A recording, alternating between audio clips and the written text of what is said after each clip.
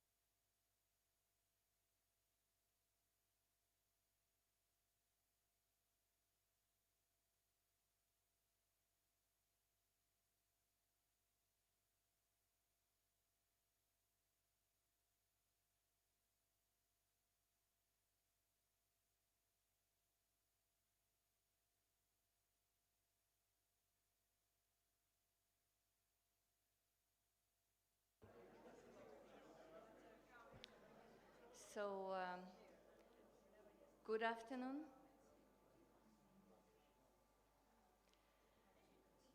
Good afternoon, Excellencies, Ambassadors, our esteemed guests, ladies and gentlemen.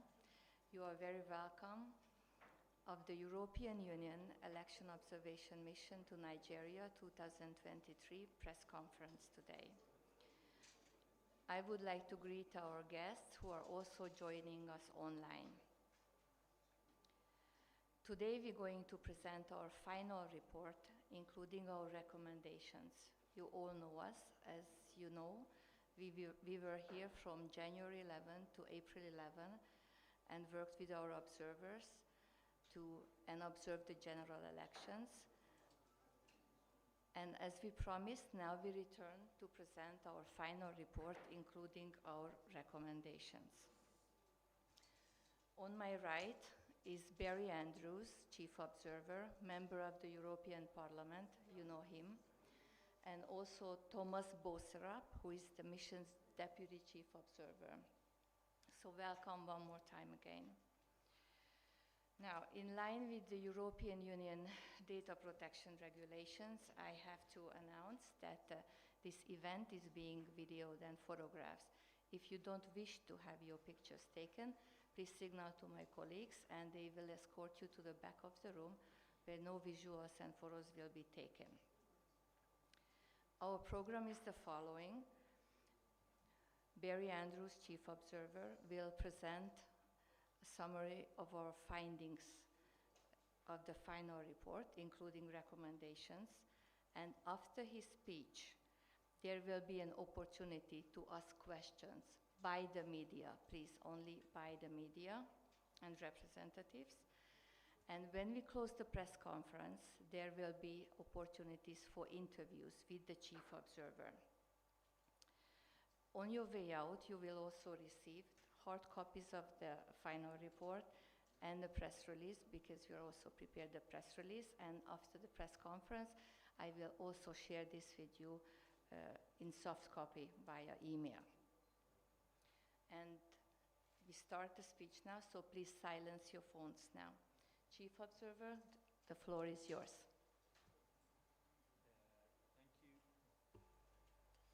Thank you, Agnes. And Excellencies, good afternoon. Commissioner, members of the media, fellow election observers, civil society organizations, and representatives of the diplomatic community. Ladies and gentlemen, thank you very much for attending this press conference.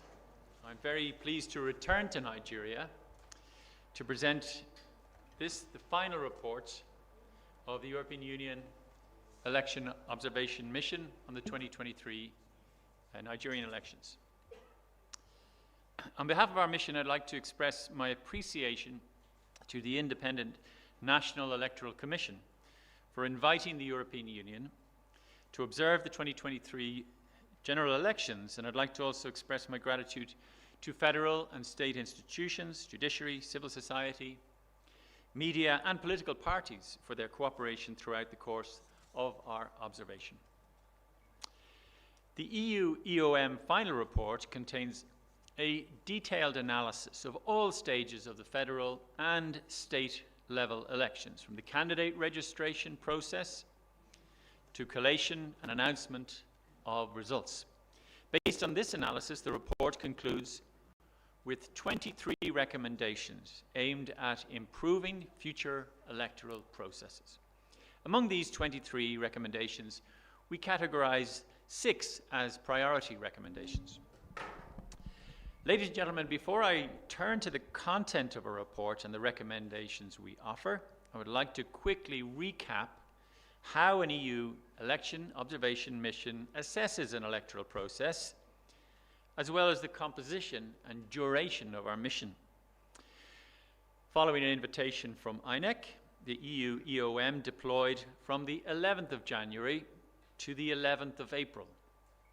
Our mission comprised a core team of 11 analysts based in Abuja and 40 long-term observers deployed across all 36 states and the Federal Capital Territory. For the 25th of February election day, a total of 110 observers from 25 EU member states, as well as Canada, Norway, and Switzerland, participated along with a 7-member delegation from the European Parliament. For the 18th of March elections, the mission deployed 63 observers. During the course of the elections, the mission issued 2 preliminary statements on the 27th of February and on the 20th of March, respectively. Both statements are available on our website. Our preliminary statements and this final report are based on the analysis of compliance with Nigeria's regional and international commitments for democratic elections. This was the 7th EU election observation mission in the country since 1999, attesting to the EU's strong commitment to Nigeria's democracy. So let me now turn to some of the key findings in our assessment of the elections, as detailed in our final report, and in particular around the aforementioned 6 priority recommendations. In the lead up to the 2023 general elections, Nigerian citizens demonstrated a clear commitment to the democratic process. That said, the election exposed enduring systemic weaknesses and therefore signal a need for further legal and operational reforms to enhance transparency, inclusiveness, and accountability. Positively, Nigeria has signed up to key regional and international commitments for democratic elections. While we consider the electoral legal framework provides an adequate foundation for the conduct of democratic elections, there are ambiguities in the law. For example, the Electoral Act 2022, which had its first test in a general election in 2023, and other legal instruments evidenced gaps in terms of transparency, accountability, and inclusivity, and left room for uncertain implementation. For that reason, we recommend, and this is our first priority recommendation, to protect the interests of voters through certainty of law for all stages and aspects of electoral processes by eliminating from electoral law and regulations errors and ambiguities to avoid potential for confusing interpretations and ensuring the revision processes are inclusive. A positive aspect of the voter registration process was active youth engagement, with 2/3 of the 9.5 million new registrants being young people. However, there is a need for greater efforts to protect genuine youth participation in elections, and similarly, ongoing underrepresentation of marginalized groups in political life requires robust remedial action.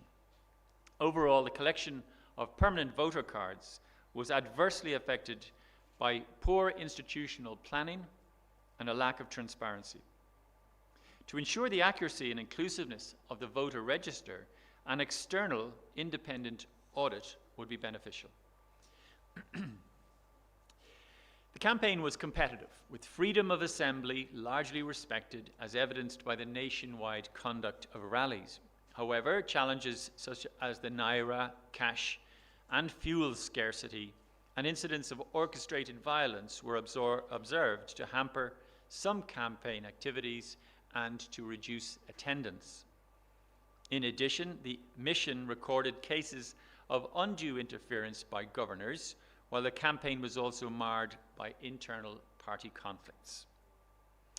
Personality-focused canvassing and misuses of incumbency by governors tilted the playing field, leading to increased polarization, driven by divisive rhetoric based on ethnicity and religion.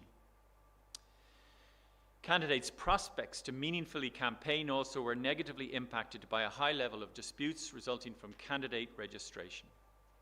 The mission noted well over 1,000 pre-election court cases, some negatively impacted or overlapped with the polls. Our mission recorded more than 100 campaign-related violent incidents, including, tragically, assassinations. These and other criminal acts obstructed the campaign, disrupted the elections, and suppressed voter participation. Weaknesses in the legal framework for these electoral offences and others, such as misuse of state resources, intimidation, and vote buying, contributed to inadequate enforcement.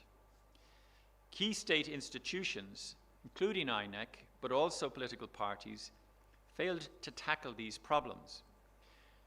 Coming to our second priority recommendation, we consider there is a pressing need to address impunity for electoral offences through robust, well-defined, and effective interagency coordination governed by clear rules on non-partisanship, optimization of resources, delivery of effective investigation and sanctioning, and provision of regular public consolidated information on outcomes. INEC introduced some very positive measures early in the electoral process. For example, it increased the number of polling units and established a system of electronic accreditation of party agents, media, and observers. Public confidence, however, in INEC was severely damaged on the 25th of February due to its operational failures and lack of transparency.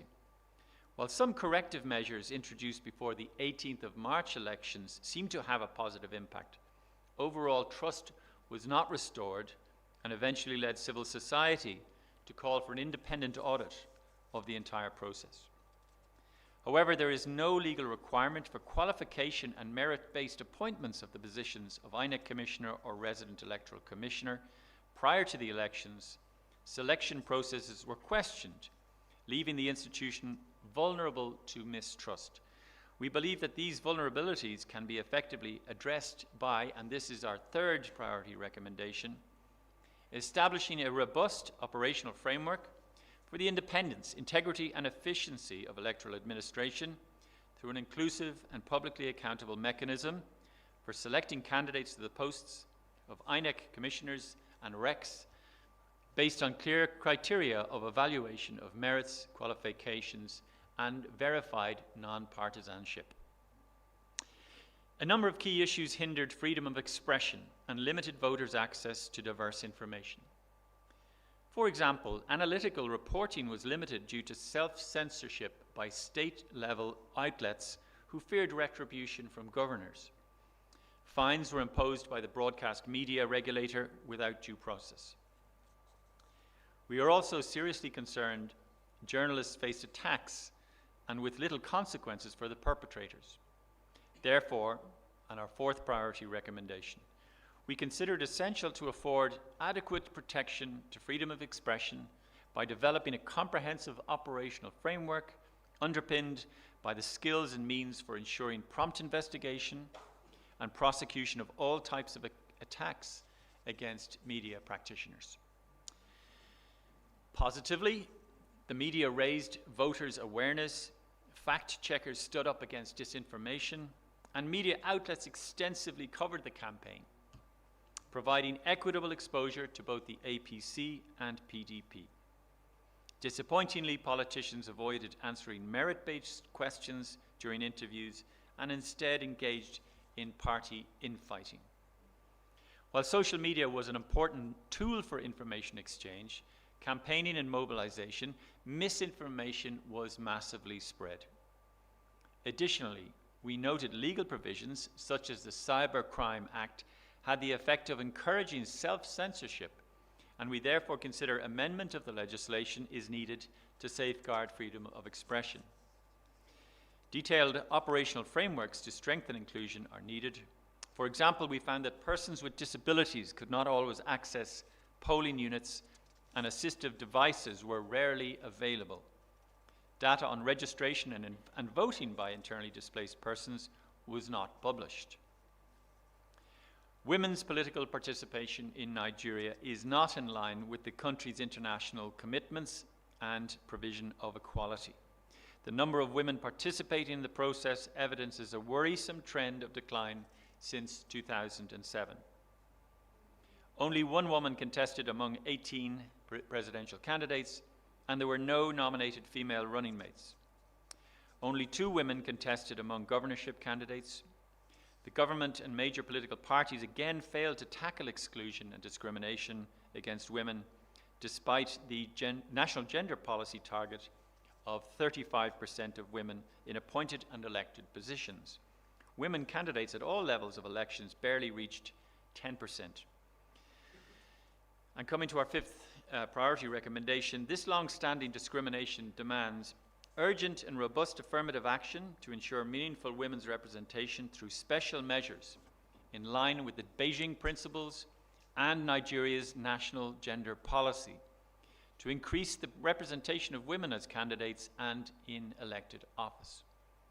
Further supported by cross-sectoral, intensified and substantiated capacity building and sensitization to eliminate discrimination. So while the 25th February elections were held on schedule, a lack of transparency and operational failures reduced trust in the process and challenged the right to vote. Voters assigned to new polling units had difficulties in identifying their correct polling unit, and the conditions in almost half of polling units observed did not ensure the secrecy of the vote. In 16 states, the mission noted incidents of violent attacks on polling units and indeed on INEC staff and harassment of voters. The counting procedures were negatively impacted by overall poor understanding, particularly in completing forms, and chaotic and overcrowded conditions in collation centres observed. Key issues impacting the orderly conduct of elections on March the 18th included interference by party agents and a lack of adequate protection of the secrecy of the vote. The elections were impacted by outbreaks of fighting and thuggery, which led to a high number of cancellations of polling units and, regrettably, also fatalities.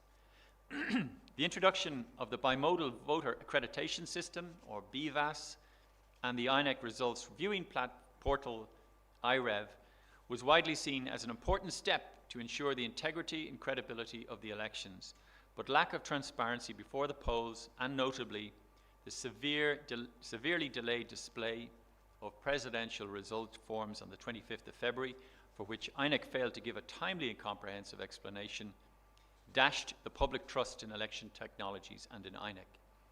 For both elections, INEC did not publish key relevant information, hampering transparency throughout the collation processes and the declaration of election results. For example, INEC failed to publish the manner of calculation of the declared winners, turnouts, number of accredited voters, and the list of polling units where elections were cancelled, postponed, or not held.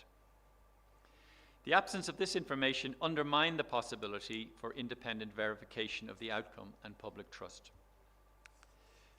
We consider it vital, and this is our final priority recommendation, to protect the free expression of the will of the voter and integrity of elections by establishing a robust, transparent, and easily verifiable results processing system with clear rules. These include uploading polling unit results from the polling unit only and in real time. At each level of collation, results forms to be uploaded in real time, and all forms to be published in an easily trackable and scrapable database format.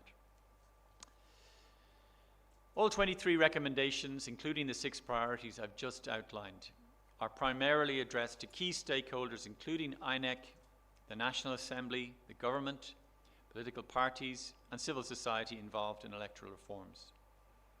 We have already presented the final report to INEC, the Ministry of Foreign Affairs, and the Presidency.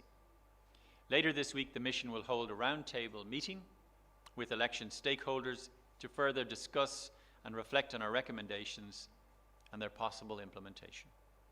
We offer these recommendations in the spirit of cooperation, but of course it's up to Nigerian institutions and partners to decide whether they will take them forward and take them into consideration. Importantly, there is a need for political will to achieve improved democratic practices in Nigeria. Inclusive dialogue between all stakeholders on electoral reform remains crucial. The European Union stands ready to support Nigerian stakeholders in the implementation of these recommendations. I thank you very much for your interest, and I look forward to your questions.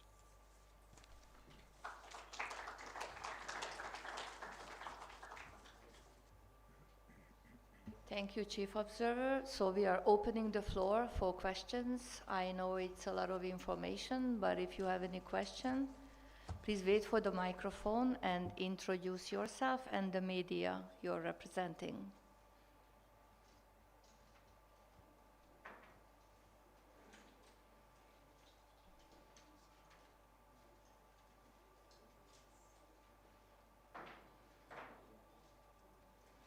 Can we have a microphone here?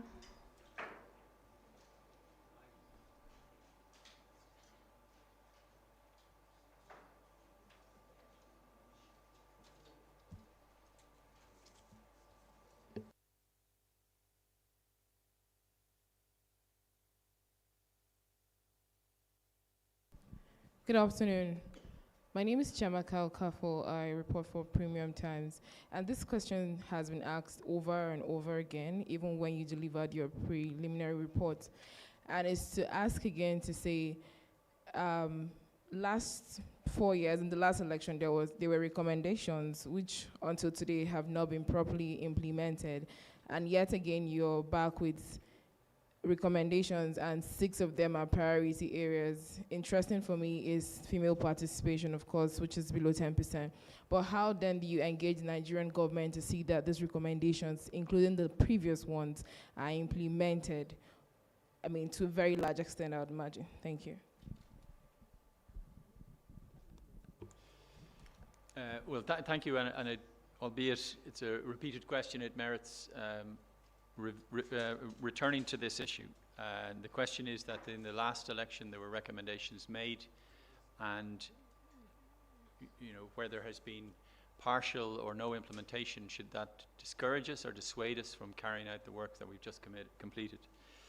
And I would say that we will not turn our back on Nigerian democracy. So long as we are invited to be here, we will return. The European Union values Nigerian democracy, not just for Nigerian people, but for the region and for the continent as a whole. And we certainly, as far as I'm concerned, election observation becomes more important where we encounter these kind of difficulties. A second point I would make, that the recommendations, many of them have been implemented or partially implemented. And we had a follow-up from the last election mission in March of 2022. And we were, a lot of what's in the Electoral Act reflects what the last mission recommended, and we're very pleased to see that. This is the first time that the Electoral Act was essentially tested at scale, and clearly we have outlined some of those shortcomings, but that doesn't give a reason to turn our back on the process. Thirdly, on the question of gender, clearly it is a shortcoming, and this is an issue for political parties to take affirmative action. But I would point out that we had a priority recommendation in this regard before. There was affirmative action proposed through the Assembly, and unfortunately it didn't make it onto the statute book. So it goes to show that there is political will, albeit not complete political will, to complete the kind of reforms which would allow the electoral processes here in Nigeria conform with Nigeria's own national gender policy. So, in conclusion, it's a very reasonable question to ask. later this week we will have a round table where we'll be able to share the reflections and our observations on these findings and recommendations. And that will then hand over to the EU delegation to take forward these issues. So, but yes, I hope that's answered your question. Thank you. Next question, please. Mike, please. Okay, thank you. Good afternoon, everyone. My name is Moya Thomas. I report for TVC News. My question, I think you actually started answering that a little bit while answering the last question. I want to know what happens from here with the report. Will there be opportunity to put this forward to probably INEC and then to the government? You mentioned roundtable. Will this roundtable get to you having this, to discuss this with government? What happens from this point? Thank you.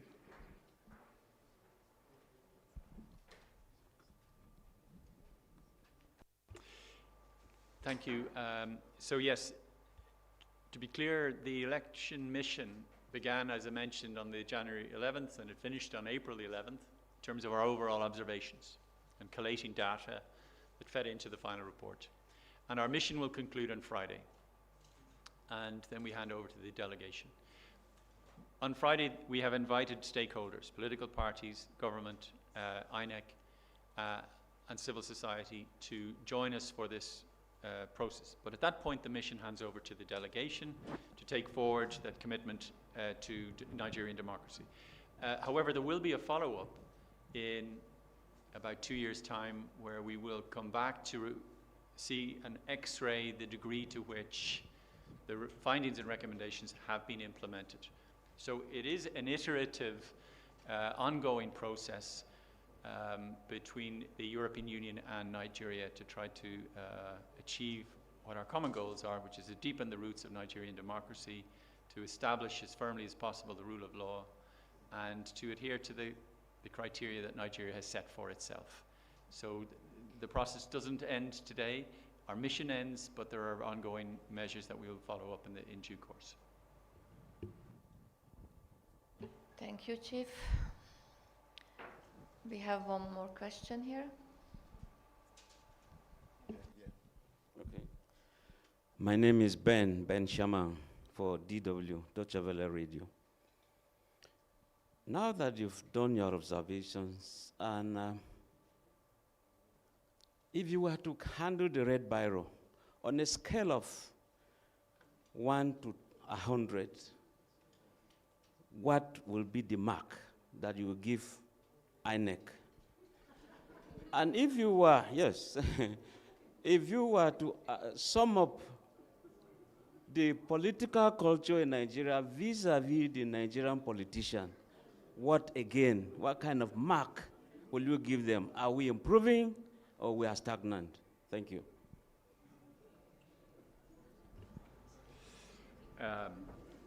If only it was as simple as giving a mark to all of the stakeholders and how it's running. It is, of course, I completely understand your motivation to ask the question, and we have been, we've engaged very much with INEC. Doors have been open to speak with us throughout the process from the very beginning, including yesterday.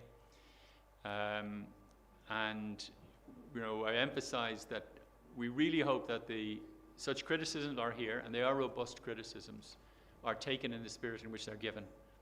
And the spirit in which they're given is one of constructive criticism towards a shared goal, towards deepening Nigeria's democracy. We judge elections on the basis of international criteria around inclusivity, credibility, transparency, and accountability. And throughout the report, we draw on these central principles. And it is for the people of Nigeria to conclude, based on what we found, to make the mark, I would say. And I think you have a general question about the direction of travel of Nigerian democracy. And I think I made this point before when we launched our preliminary statement. And, you know, there is sort of democratic backsliding across the world. In Europe, we are facing severe rule of law challenges from individual member states. Former EU country, the UK, they're having problems. It has to be said. The United States had an incredibly complex election, to put it mildly, in 2020. So, you know, this isn't unique to Nigeria, to West Africa, to Africa. It is an issue that, in my view, therefore underlines the need for further election monitoring. And as far as I'm concerned, it's a reciprocal process. It's of mutual benefit to both our democracies, and it deepens the relations more generally outside of the framework of elections. So I think that we as a mission don't compare one election to the next, because we were only here for the period of January to April. And I certainly wasn't here for the last election, so it would be outside of our normal procedure to try to compare. So I hope that answers your question as closely as I can. He's not sure. Thank you again. We have 2 questions in the back of the room.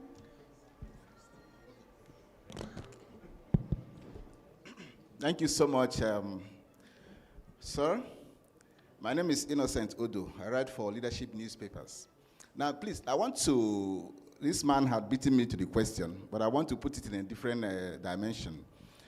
There's a philosopher who once said that if you are teaching a student and that student keeps failing exams, I'm afraid that student is a very bad student. Now, you have observed elections in Nigeria for so many years now, and you keep having all these issues repeating themselves. The issue of violence, irregularities, operational failures, in fact, in some cases, even complicities of INEC and even some security agencies where they get involved in ballot box snatching. It happened in the last election. We saw everything. So the question is, European Union, how can you continue to invest in a system that is so dysfunctional, is not producing the result you need? Then every year you keep resources from Europe, you still backing this same system, this same failing system with your resources. Is it not time for you to take practical action to stop these kind of things happening in Nigeria? This is my question, please.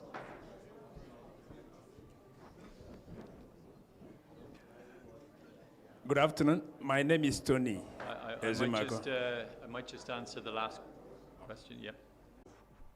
I'm afraid. I think I've answered the question, which is why do we keep coming back? There isn't a threshold where we say, well, I'm afraid this election has been so poor that we have no further interest in democratic governance or rule of law in Nigeria.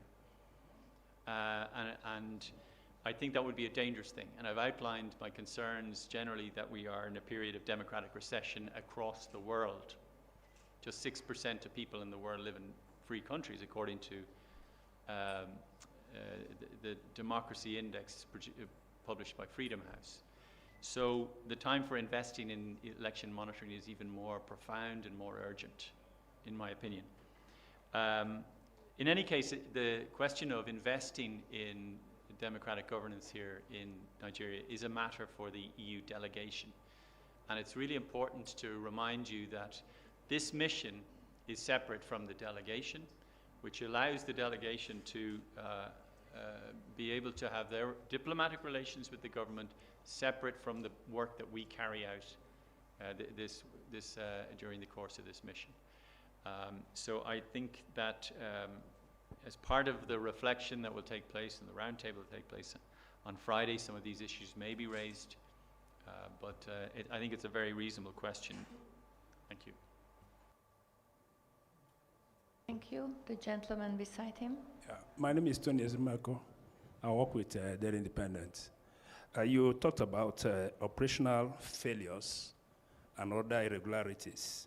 My question is, to what extent do you think the operational failures and the irregularities you observed during the election damage the credibility of the entire process? In a scale of 100, how would you, we are talking about the acceptability of the election. you as Democrats, to what extent do you think what you saw damaged the entire process? Well, thank you again. The process of the election itself is one component of the work that we carry out as a mission. We looked at all of the processes up to election day and subsequently. Election day itself, there were obvious shortcomings, and I've outlined them in the speech, and they're contained in the final report and feed into the recommendations. So, for example, I mentioned the fact that there was a lack of transparency around data relating to the collection of PVCs.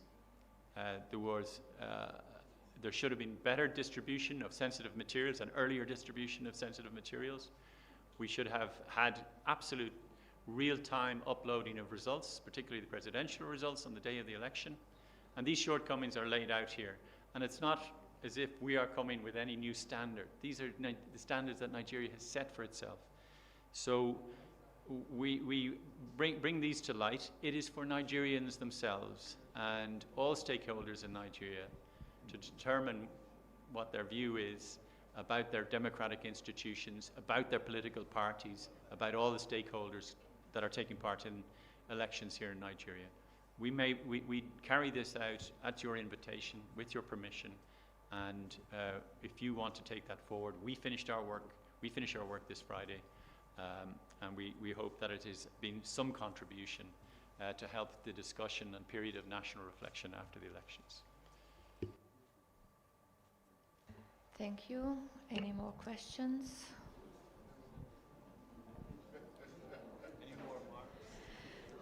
Any other topics?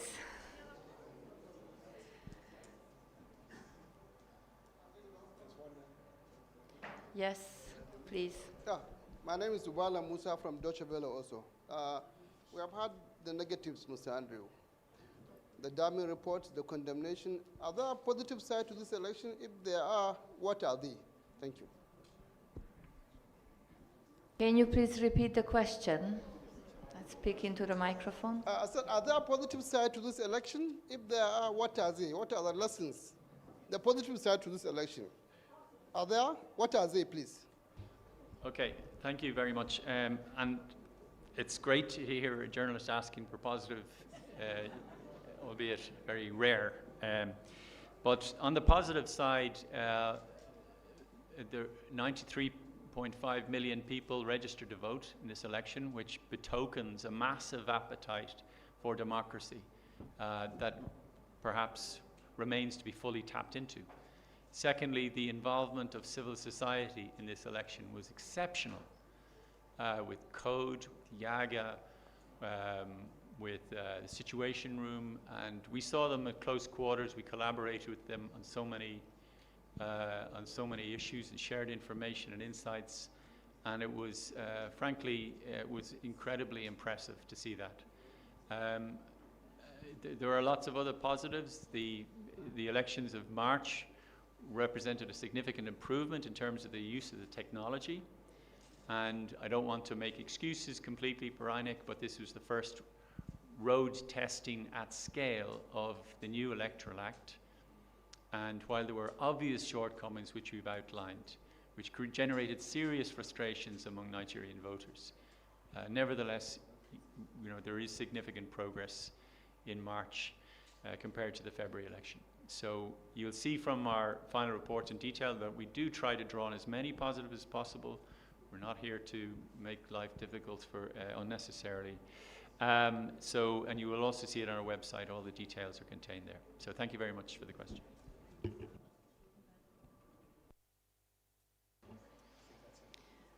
Do we have any more questions? No.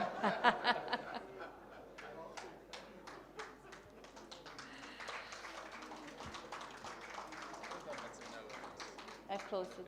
Yeah.